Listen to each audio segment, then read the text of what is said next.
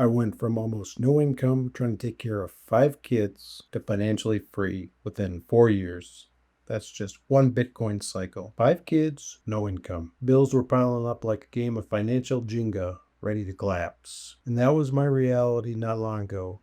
4 years, one Bitcoin cycle. But what most people who are in that position don't understand, and though it may not seem like it at the time, there are ways to get yourself to financial freedom and get out of that mess, which is why I'm going to show you the exact blueprint that took me from broke dad to rich dad. And no, it wasn't some get-rich-quick scheme or even some crypto moonshot. It was boring, it was disciplined, and it absolutely worked. So if you're tired of living paycheck to paycheck, stick around for about 8 minutes. I'm about to break down every single step. Every step you'll need to follow so you won't have to worry about bills ever again. So what is the first step of the foundation to financial freedom, you ask? Step 1 is simple, but most people skip it. Gotta get up and get after it each and every day. While you're doing that, thank God for the breath you have in your lungs. When you got 5 mouths to feed, bills coming in from every direction, you just don't have the luxury of hitting the snooze button. Every morning starts with gratitude, because mind shift will shift everything. You're not a victim of your circumstance. You're the architect. You are the engineer of your comeback. Key is to become someone that you would want to hire. Think about it. You hire the current version of yourself? And if the answer is no, then you got some work to do. Step 2, that's your baseline, your W-2 job, your foundation. That's your job that pays the bills. Doesn't matter if it's flipping burgers or filing paperwork. The steady paycheck is your foundation, but it's not your ceiling. When everybody else is out chasing that shiny object, you're building on solid ground. That job is your launching pad, but that's where most people stop because they get comfortable and they stop dreaming. How do you take it to the next level? How do you make something of yourself?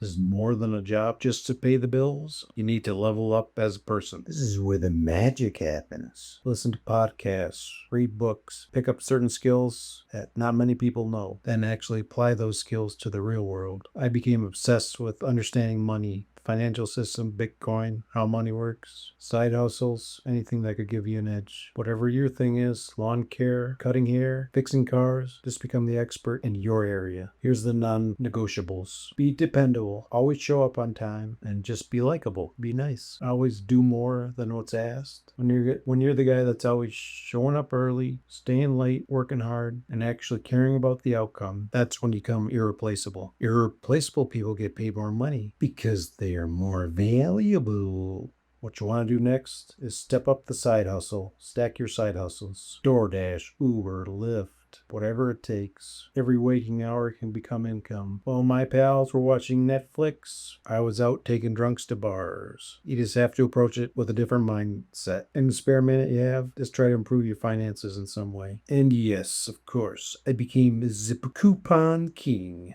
saving $200 to $300 a month while everybody else is paying full price, just not even thinking about it. I like to do fetch rewards. With that, every coupon becomes a little money back. Adds up money, hundreds of dollars on groceries or gift cards. You can take the family out to a lovely night at the Applebee's. Pride doesn't pay the bills, but coupons do. Here's what they don't teach you in school. Your bank is stealing from you. It's called fractional reserve banking. You give them your money, they keep 10% of it on hand, loan out the other 90%, make nice interest rates, and pay you as 0.001% in your checking account. It's actually not banking, it's called theft. So I started saving Bitcoin.